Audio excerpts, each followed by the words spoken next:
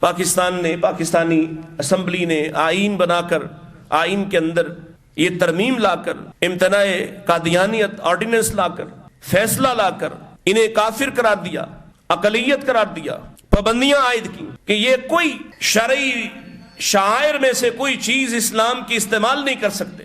مثلا یہ اپنے کسی عبادت خانے کا نام مسجد نہیں رکھ سکتے۔ مسجد کس کی ہوتی ہے؟ مسلمانوں کی۔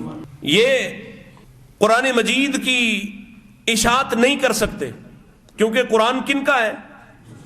مسلمانوں کا۔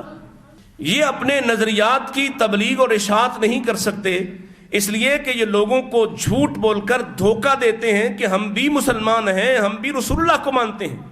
یہ وہ خاص حیثیت ہے جو ہماری اشرافیہ کو سمجھ نہیں آتی۔ کبھی نواز شریف کہتا ہے کہ ہمارے بھائی ہیں، کبھی عمران خان کہتا ہے کہ آپ پر ظلم ہوا، کبھی رانا ثناء اللہ کہتا ہے کہ وہ بھی نماز پڑھتے ہیں، ہم بھی نماز پڑھتے ہیں، اور اب قاضی صاحب فرماتے ہیں کہ انہیں بھی مذہبی آزادی حاصل ہونی چاہیے اور ان کو بھی تبلیغ کی اجازت ہونی چاہیے۔ پاکستان کا آئین جو ہے وہ ہر شہری کو حق دیتا ہے، لیکن وہی آئین ان خاص شہریوں کا حق ممنوع کرتا ہے۔ اور پھر ہمیں کیوں اعتراض ہے؟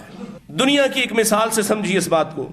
یہ کوکا کولا، پیپسی، کے ایف سی، میکڈونلڈز برانڈ نیم ہے نا پوری دنیا میں، اور سیم کے ایف سی کے سامنے کوئی شخص کے ایف سی ہی بنا کر بیٹھ جائے، عدالت میں مقدمہ چلے تو کس کے حق میں ہوگا؟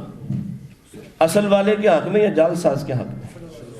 اجازت دے گی یہی عدالت کہ چلو کوئی بات نہیں، اس شہری کا بھی حق ہے وہ بھی کے ایف سی بنا لے، وہ بھی اسی طرح کے تصویریں لگائے، وہ بھی اسی طرح کا بابا لگا لے اور لوگوں کو کھانا ہی کھلانا ہے نا۔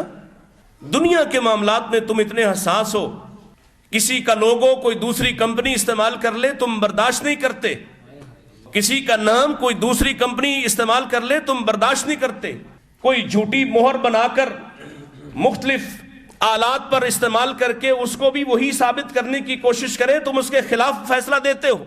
یہ نبوت اور رسالت کا معاملہ تمہاری نظر میں اتنا ہلکا ہے کہ کوئی جھوٹے نام سے مرزا غلام احمد قادیانی کو محمد قرار دے تو تم مان لو، حکیم نور الدین کو ابو بکر کہے تو تم مان لو، مرزا محمود کو عمر فاروق قرار دے تو تم مان لو، اور تم کہو کہ یہ شخصی آزادی ہے۔